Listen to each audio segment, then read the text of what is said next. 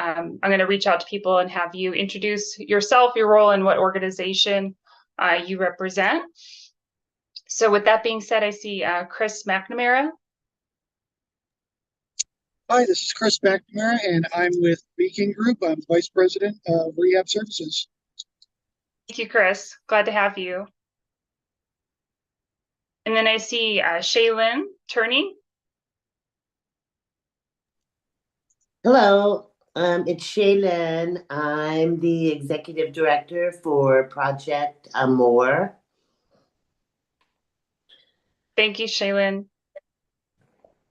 And then I see Kevin Peterson. Hi, I'm Kevin Peterson from the Oro Valley Police Department. I'm a lieutenant in charge of the patrol division. Thank you, Mr. Peterson. Glad to have you today. And then I apologize if I'm mispronouncing your name, so please correct me if I'm saying it incorrectly. Yusara Rodriguez? Yes, Isaura from PAG. Hi, Yusara. Thank you for joining us today. And then Franny and Tone? Good afternoon. My name is Frances Anton, and I am the manager for the Transportation Department here at Archie Hendricks Skilled Nursing Facility. Thank you, Franny. And then I see Steve Knapp. Hi, I'm Steve Knapp. I'm Operations Manager for Hope Inc. Thank you, Steve. Glad to have you today. And then I see Todd Weber. Good afternoon, everybody. Name's Todd Weber. I work for Direct Advocacy and Resource Center here in Tucson. Thank you, Todd. Glad to have you as well. And then Mr. Tom McKinney. Hi, I'm Tom McKinney. I'm the CEO of Interfaith Community Services. Thank you, Tom. Glad to have you as well. And then Colleen McDonald. Hi there, I'm Colleen McDonald. I'm the Chief Program Officer with Our Family Services. Thank you, Colleen. Glad to have you as well. And Jennifer, I think Tompkins, if I'm not mistaken.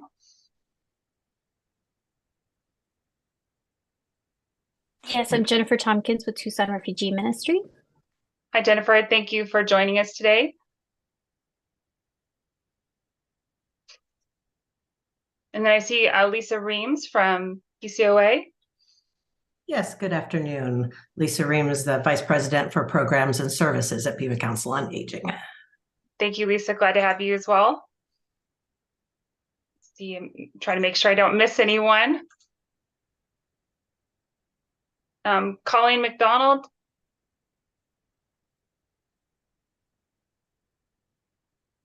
Oh, you already got me. Thank you. Oh, sorry. I apologize. No, that's okay. As soon as I said it, I was like, I'm pretty sure I've already called on Colleen. Okay, so I think I captured everyone. Let's see. Orlanthea is in. Pardon me? Orlanthea is here. Oh, okay. Go ahead and introduce yourself. Hi, good afternoon. This is Orlanthea Henderson with the Town of Sarita Planning and Building Department. I'm the Planning and Zoning Manager. Oh, okay, great. Thank you so much for joining us today.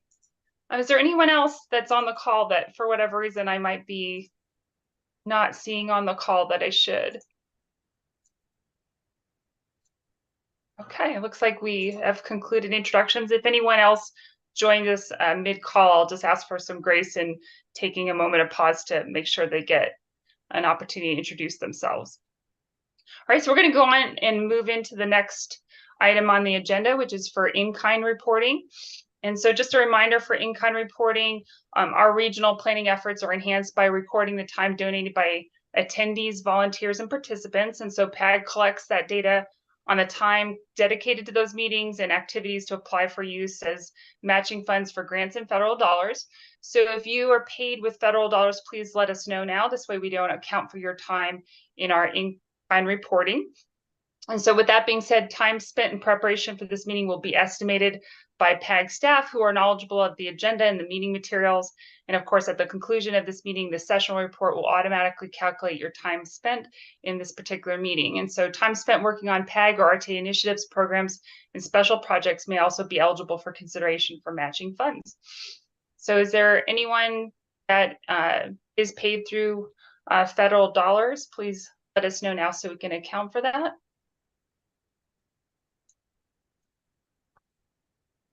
Lisa Reams from PCOA is. Okay, thank you, Lisa. All right, anyone else? All right, we're gonna go Colleen ahead. McDonald as well. All right, thank you.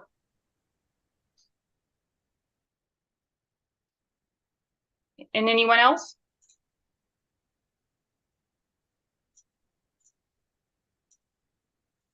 All right, thank you. We're going to go ahead and move to the next item on the agenda.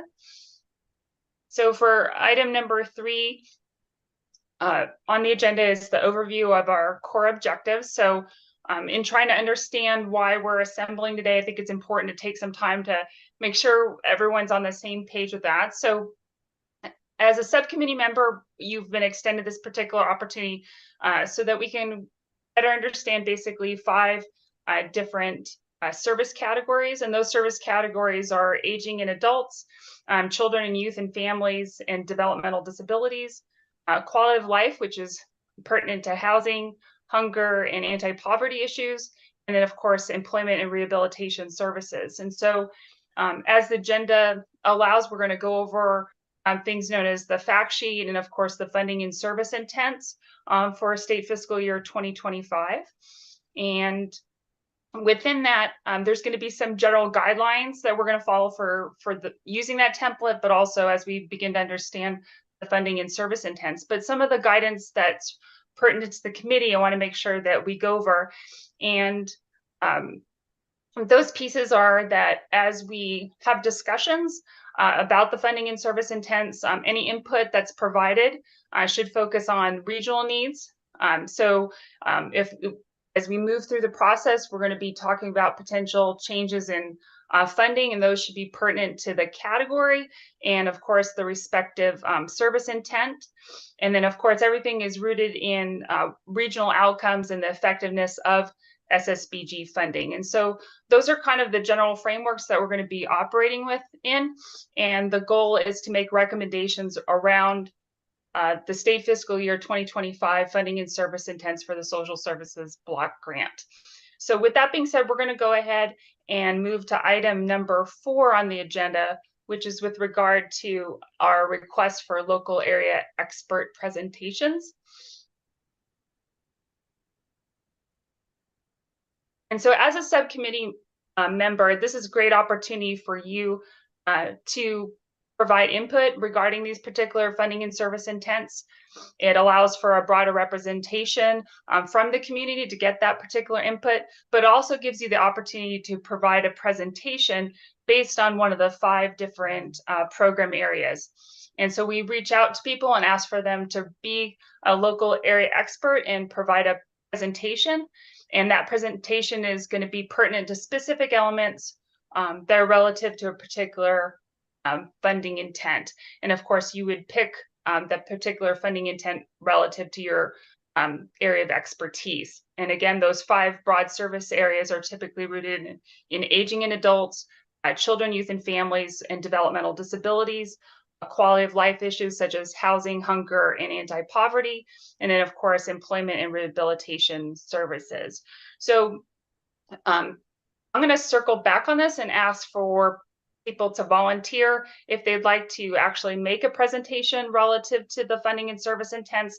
But I think before we ask for people to kind of raise their hand and ask to be a volunteer, I think it's important to shape what the funding and service intents are and kind of talk through the fact sheet. So we're going to set the stage for the fact that we're going to ask for volunteers in that right now, but we're going to move forward to the next item on the agenda, which is the funding and service intents, and then of course the actual fact sheet. And then we'll kind of tie back to who would like to volunteer, or perhaps you'd want to reach out to other people in the community to ask if they would like to volunteer.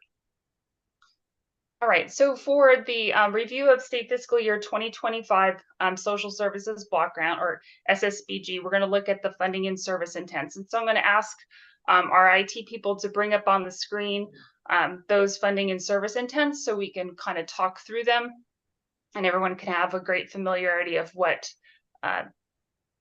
those represent and the respective funding amounts.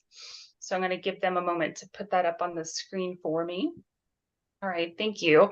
So on this spreadsheet, if everyone can see it well, you'll see that this is the state fiscal year 2025 funding and service intents, and it's provided by, for this particular tab anyway, it's provided by the Department of Child Safety, or pertinent to the Department of Child Safety. And so there are essentially 3 service areas. And the first service area is supportive intervention or guidance counseling. And you'll see that the target group is listed to the immediate right. And so it's adults and children. It's pertinent to youth and domestic violence offenders. And then there is the respective state fiscal year 2025 local plan level amounts. And then you'll see what the service intent is off to the far right. So it says to provide counseling and guidance for youth and adult domestic violence offenders due to increasing violence in the homes. And so that's that particular service and the respective service intent. The next one is supportive intervention, guidance, and counseling.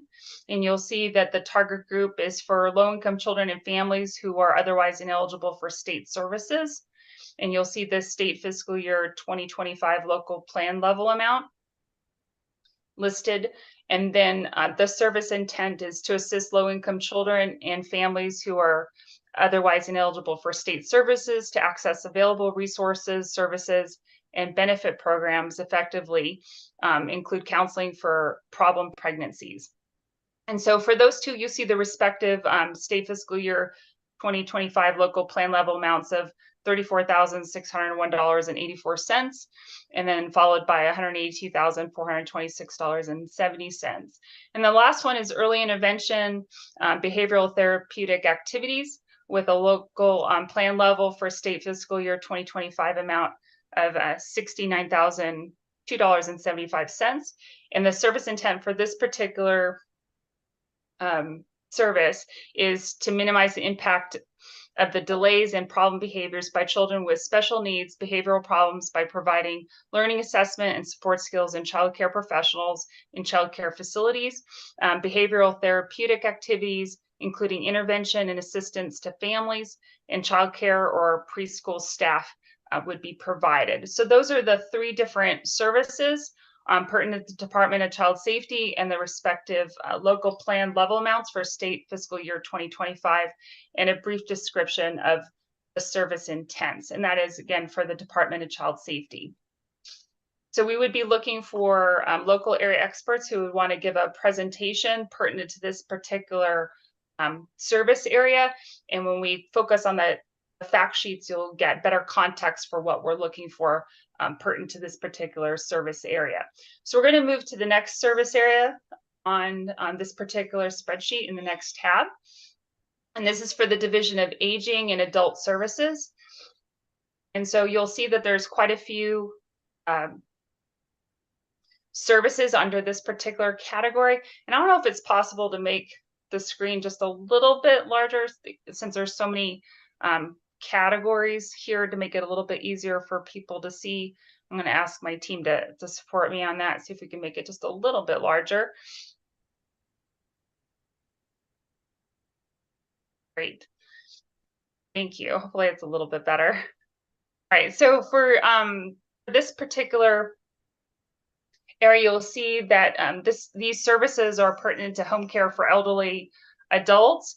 And so it can be under personal care, housekeeping, home health, and shopping services. And so it's important to recognize that these are clients who are unable to meet all of the needs of maintaining a home in a safe or sanitary manner, or shop for them their own food, and have insufficient support systems such as family and friends to assist them. And so for this particular service area, for state fiscal year 2025 at the local plan level, it's $350,648.12. And just as a reminder, the service intent is to enable clients to remain in their own home by providing assistance with essential personal needs, and in performing routine household maintenance, including shopping for basic needs, as well as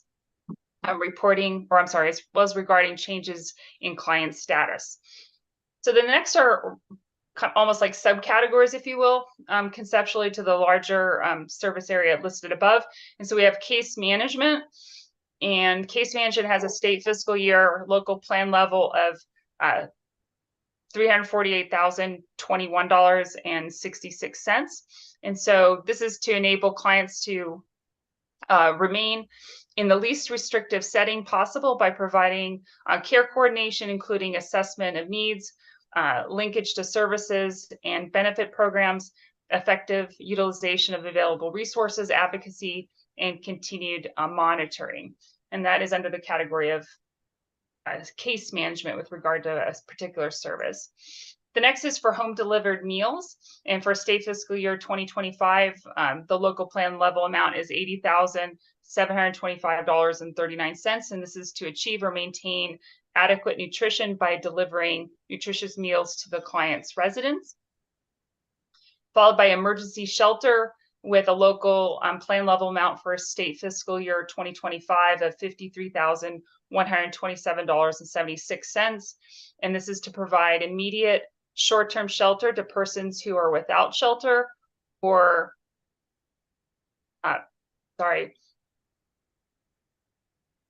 or a fixed place of residence to prevent homelessness. And so again, the local plan level amount is $53,127.78. The next is crisis intervention shelters. And so the local plan level is $63,579.51. And it's to provide emergency shelter to victims or potential victims of sexual assault or domestic abuse to prevent physical or emotional harm. And then there's a few more categories that we're going to go through briefly as well. Supportive intervention or guidance counseling with a local plan level of $24,766.16. And it's to provide crisis counseling and emergency shelter, as well as assisting clients in stabilizing their situations and accessing other services and benefit programs. And then we have case management in two categories of legal assistance, which we'll differentiate here in a moment. So for case management, local plan level is $37,710.74. And again, it's to assist victims of sexual abuse and domestic violence in obtaining safe and stable living situations and developing a case plan. And then the latter two are for legal assistance. So the first is for matters of low income residents, and at the local plan level, it's $19,216.45. And the service intent is to protect the rights of individuals by providing assistance with civil legal issues for individuals and families in need of food stamp assistance. And then the last one for legal assistance at the local plan level is $19,218.45, just like the one that was previously mentioned. And of course, it's to protect the rights of individuals, providing consultation and legal services for individuals and families facing eviction or needing landlord-tenant mitigation. I believe there's one more category below the legal assistance that we will need to go over, a few more actually. So there's a third legal assistance, I apologize, and the funding level at the local level for state fiscal year 2025 is $28,564.57. And it's to protect the rights of individuals by providing assistance with civil legal issues, including domestic situations, landlord-tenant problems, and obtaining appropriate identification for government services. And then the last one is housing support services. And we have at the local plan level for state fiscal year 2025, $43,148.26. And so the service intent is to prevent homelessness by providing services that focus on addressing immediate needs to keep persons at risk of becoming homeless in the current housing if possible, and by providing the necessary supports to maintain that housing or to locate new housing if necessary. So those are all of the different service areas and respective service intents and funding levels for state fiscal year 2025 for that particular category. So now we're going to move to the next tab, which is under workforce development, if I'm not mistaken. And so for workforce development administration, it's rather all-encompassing for employment services, and you'll notice that for state fiscal year 2025 at the local plan level, the amount is $41,708.05. And I'm going to see if we can zoom in on this one just a little bit to make it a little bit larger. So it's such a large paragraph. It'd be a little hard to read for those trying to follow along. All right, thank you. So for the service intent for this one, to provide employment services such as childcare, transportation, employment screening, assessment, or testing, structured job skills and job seeking skills, specialized therapy such as occupational, speech, or physical, special training and tutoring, including literacy training, GED preparation, and pre-vocational training, the provision of books, supplies, and instructional materials, counseling or case management that works to ensure graduation, job placement, transportation or referral to community resources for unemployed adults. And then the services should also include job training, minimally an associate's degree or certificate, and for programs that have a demand for skilled job opportunities. And the services are intended primarily for single head of households, as well as unemployed adults, elderly, low-income adults, youth, ages 18 to 28 at risk of homelessness, families, and rural adults. So those are the different service intents. There's quite a few for employment services under the main category of workforce development administration. And then we're going to move to the last one for RSA. And that is for rehabilitation services administration. And you'll notice there are mainly two categories. And you'll see for interpretive services for the deaf, for state fiscal year 2025 at the local plan level, it's $23,955 with a service intent to assist deaf individuals in accessing and utilizing community services, including emergency services, by providing interpreter services. And the next section is supportive intervention, guidance counseling for hearing impaired persons. So it says hearing impaired persons who have problems in adjusting to their disability at work and in family and interpersonal relationships. The state fiscal year 2025 local plan level amount is $34,208. And the service intent is to assist deaf and hearing impaired clients in solving or learning to cope with their disability by providing intervention, support, and counseling. And again, the state fiscal year local plan level amount for that is $34,208. And if we could just click back to the workforce development administration tab for just a moment, I want to make sure I did mention the state fiscal year local plan level amount for that one, $41,708.05. So I'm going to go back to the Rehabilitation Services Administration tab. So those are the four tabs, if you will, that are pertinent to the funding and service intents. And so with that, we're going to use that as our framework for the fact sheet that we're going to bring up, which is in the next item on the agenda.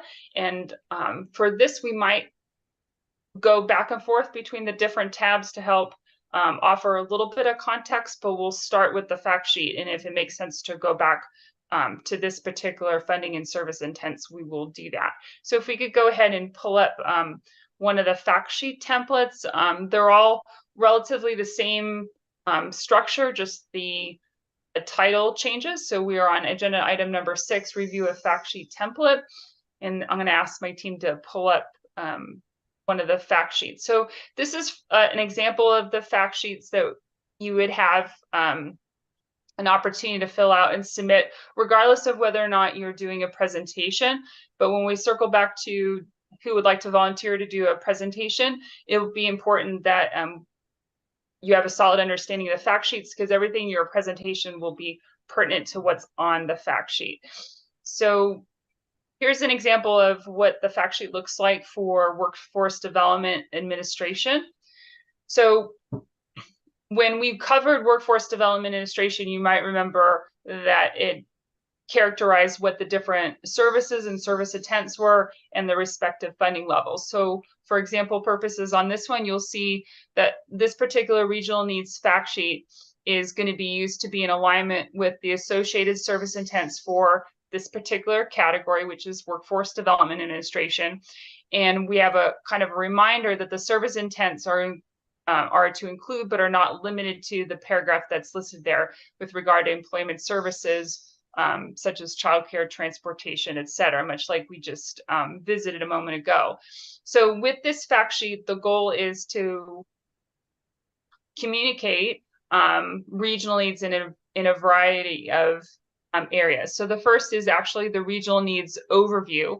And so we ask you to provide a summary of the regional needs pertinent to this particular category, and that your summary should point to the associated service intent. So if you were looking at the funding and service intents, which you would be provided, you are going to characterize or list a summary of what those regional needs are pertinent to that particular service intent or associated service intents, if that makes sense. And then the next section on the fact sheet, if we were to scroll down, we're going to talk about the change, or you would talk about the changes in services. So here we're asking you to kind of describe any changes in regional services pertinent to that particular category.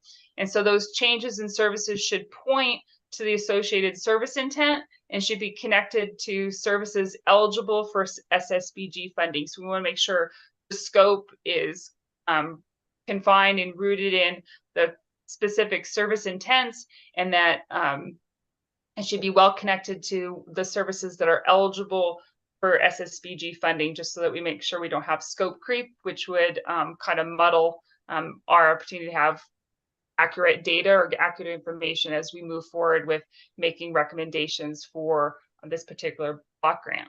So the next section is changes in needs. And so we're asking you to identify any changes in needs pertinent to that particular category. And so changes in need should point to the associated service intent again, and should be connected to any services that are eligible in SSBG funding. So you're seeing kind of a pattern, right? It's regional need first, and then you're making sure that it points to the associated service intents. And then of course, it's also directly connected to any services that are eligible for SSBG funding. And then the next section on the template is changes in funding. And so here we're asking you to describe any known changes in funding that are pertinent to this category and the respective service intents. So you might be aware of additional funding sources, and you might have some insights to any changes in that would be helpful as we move forward with recommendations. So you would want to list those there. And then if we go to the next section of the template, we're starting to look at regional outcomes and of course the effectiveness of SSBG funding. So we're asking you to provide any data or information that would support the regional outcomes and the effectiveness of SSBG funding. And that of course the data should be in alignment with the regional needs and not be program centric. And so I'm going to kind of reiterate that statement because it's a very important statement, and I think it bodes well for everything that we're talking about on these fact sheets, but especially we're talking about regional outcomes and an effectiveness of SSBG funding. So it says data should be in alignment with regional needs and not program centric. So we have to make sure that we're not kind of pitching for a particular agency or a particular program. We are making sure that we are articulating what the needs are in the region relative to the service intent. So we have to walk a very fine line and making sure that we don't cross over in that, and where it sounds like we're pitching for a particular organization or pitching for a particular program.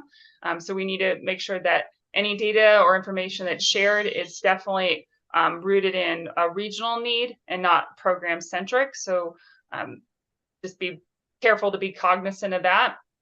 And then the last part here is supporting reference information or documentation. So as you think about all the things that you might hope to communicate in the particular template, this is a great opportunity to provide references or source documents for any of the data or insights that you've characterized in the sections above. And so there's some examples, right? Like, so research, any associated website links or supporting documentation, any references information, or any community partner information support what you've written in the previous sections would be something you want to reference there.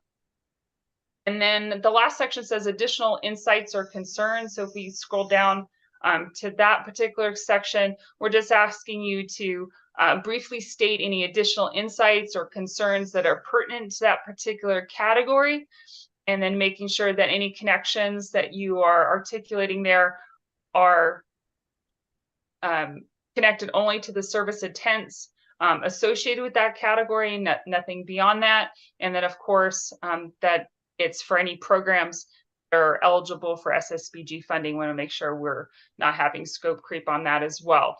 So that is the template. So again, you don't necessarily have to offer a presentation. You are welcome to, and we're asking for volunteers to present.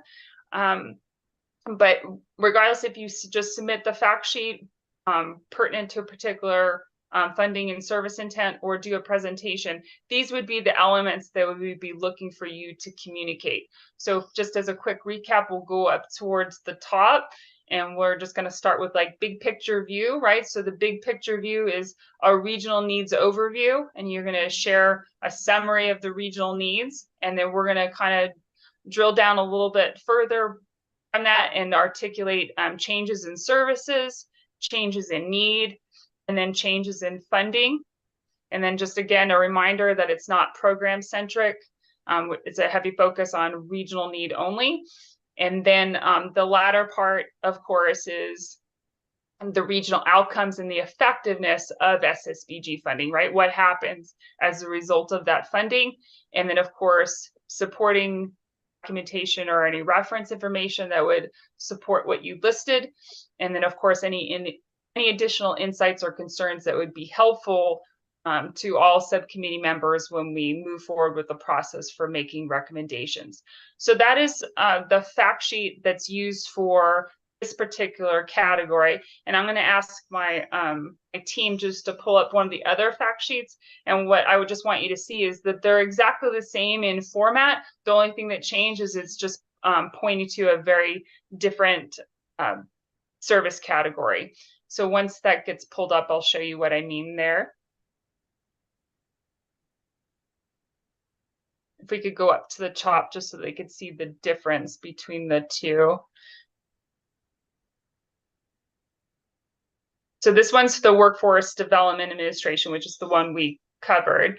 And then if we go to this one, it's Division of Aging and Adult Services. And you'll see that it's the exact same framework. The only thing that is different is obviously the title. And then it's a reminder of what's in alignment with pertinent to that particular category. So each one is going to have the exact same methodology and approach. The only thing that will change is the actual category and service intents associated with it. So those are the different fact sheets or examples of the fact sheets that will be used. And it will also be your guideline, if you will, for the framework for your presentation. Those are the things that we would be looking for in your presentation.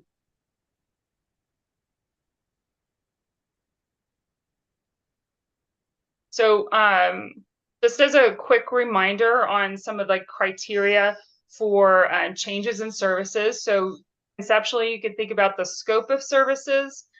And communicating those, that can include like jurisdictional reach, the types of services for targeted populations. When you're talking about changes in need, you want to make sure that they're clearly described through objective data. And when you're talking about changes in funding, shifts in funding you're going to want those to be clearly communicated with actual amounts. And if there are any shifts or changes in funding, it's helpful to articulate the why behind the shifts so that that's clearly communicated in your template or in your presentation. And then when you're communicating the outcomes or the effectiveness of SSBG funding, you want to look for the past 12 months as a frame of reference, right? We don't want to go too far back. So just the last 12 months. So outcomes and effectiveness are going to be communicated with data, right? And so we want to make sure that is clear, and that any results should be measurable and quantifiable. And then, of course, for funding sources that are arguably leveraged by SSBG funding, if you're speaking to those, you want to make sure that any data that is presented is obviously regarding those service area needs, ties to the impact of SSBG funding, and then, of course, helping to communicate what happens if the funding were to decrease, or what if it were to happen if it were to increase. What's the associated impact or outcomes that would come from that?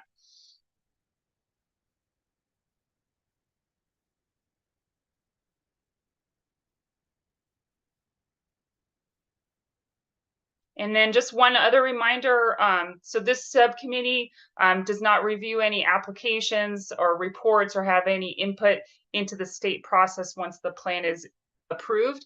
So just a reminder on that. So I'm going to go back to the item number 4 on the agenda, which was the request for local area presentations, and having kind of shared the funding and service intents with you and shared the template. If there is anyone that feels like they would like to make a presentation in one of the upcoming meetings in January, you can share that with me now, so to speak, or you could think about it for a little bit and then send me an email and share with me that you'd like to do a presentation, or you've delegated that task to someone else in your organization, but you would definitely like to do one. I would just need to know that well in advance of our next meeting, which is in early January, and I'll be communicating those dates and times shortly. So if there's anyone that would like to do a presentation for the respective funding and service intent category, feel free to let me know now. Everyone will be provided with a fact sheet template that they can fill out and submit. So like I said, it's a volunteer basis only for the presentations, but we are asking people who would like to submit a fact sheet template to submit one. So that helps us move forward with the process for making recommendations. So at this point, I'll open it up to any questions that people might have. I'll take some good notes on questions in case there's one that I'm not able to answer in the moment, but I can make sure I follow up on that particular question. Any questions thus far, or any volunteers to do a presentation, either one?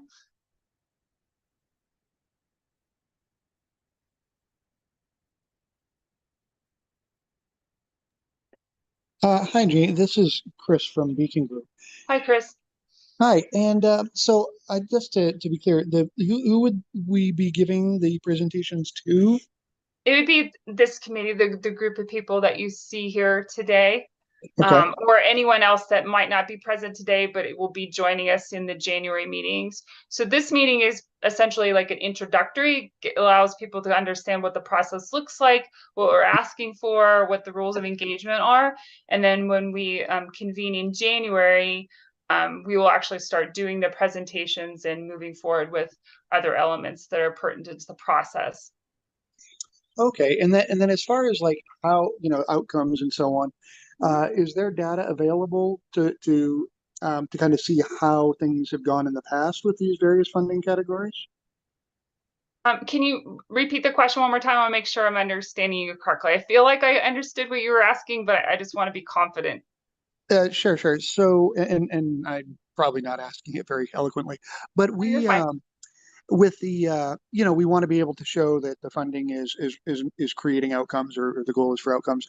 And is there data that the county or others may have that we can use to look backwards over the last 12 months, like I think you mentioned, to show like outcomes from the funding from the previous year or previous years? That's a good question. I'll see what I can find out on that.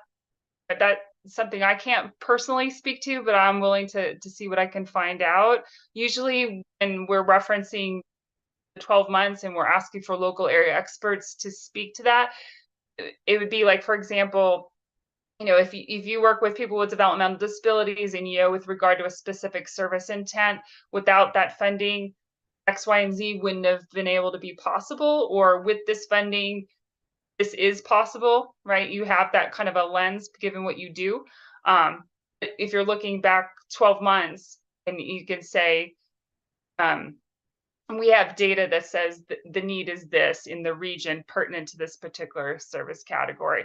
We recognize that, you know, 12 months ago, the need was X, and now we foresee it being this. Like whatever it is that's pertinent to those fact sheets that you feel you're equipped to speak to and have supporting documentation for, I think that's probably more of the lens for that particular template. But if you're asking if there's any other information from like the county or other that would be helpful to you, that would be something I would need to look at and see if there is something that I could point you to. But off the top of my head, I don't know the answer to that, but I'm willing to look into it.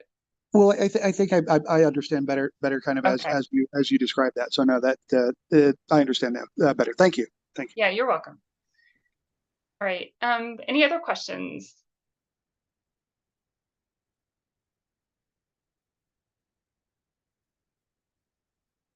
And if there's an organization that you feel that should be a part of this committee, but you don't see them represented today, you know, you're more than welcome to encourage them to be a part of the process, because we do want as much of a local input as we can get, right, or from the region as part of this process. So if there is an organization that you feel that would be best to be part of this subcommittee and they would like to be a part of it, just reach out to me and we can talk through what that looks like.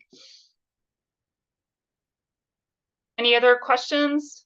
Any volunteers for a presentation on any of the categories so far? I see someone's hand up. Oh, hi, Elizabeth.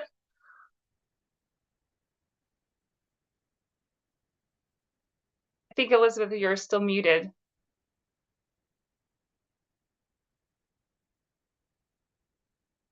Elizabeth, can you hear me? I don't know if it's on our end or... And then I see we also have another person. I apologize if I'm mispronouncing it, but Malia, is that right?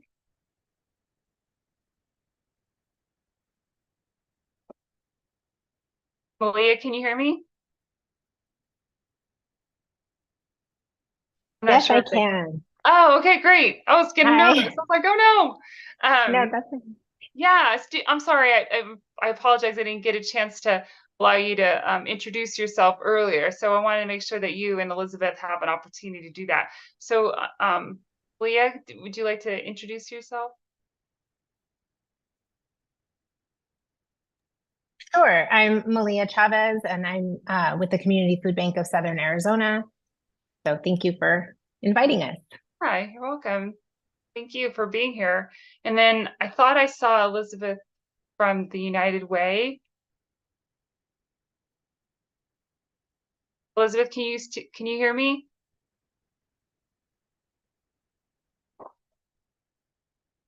No, I think she stepped out, Janine. She may have been having technical issues. Okay, I might just circle back with her and make sure I get a better understanding of what she was able to hear or not hear during the presentation. So, all right. Any other questions?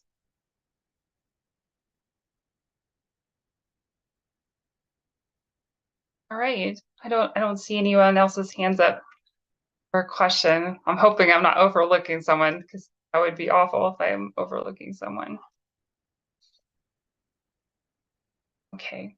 All right. Well, if there's no other questions, at this time, I'm going to go ahead and move forward with the adjournment of the meeting. But if you do have questions, feel free to reach out and I'll do my best to answer your questions. I will be sending out the information pertinent to presentations and fact sheets based on number of people that communicate they would like to submit a fact sheet or do a presentation. So if you'd like to do a presentation, please let me know. If you would like to just submit a fact sheet, of course, let me know so that I can ensure that you get the right fact sheet template. All right, and then there will be email going out in the coming weeks to share when the next meeting will be. Tentatively speaking, I believe the next one is the 9th of January, and I believe also the 16th of January is tentative. So those would be 2 dates to perhaps earmark in your calendars as good planning efforts for our next 2 meetings. But if there are no other questions, we'll go ahead and adjourn the meeting.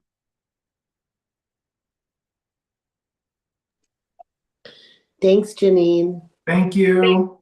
Thank you, everyone. I Thank appreciate your you. time. All right, have a great afternoon. Thank You you. too. Thank you Have a kindly. good one. Bye.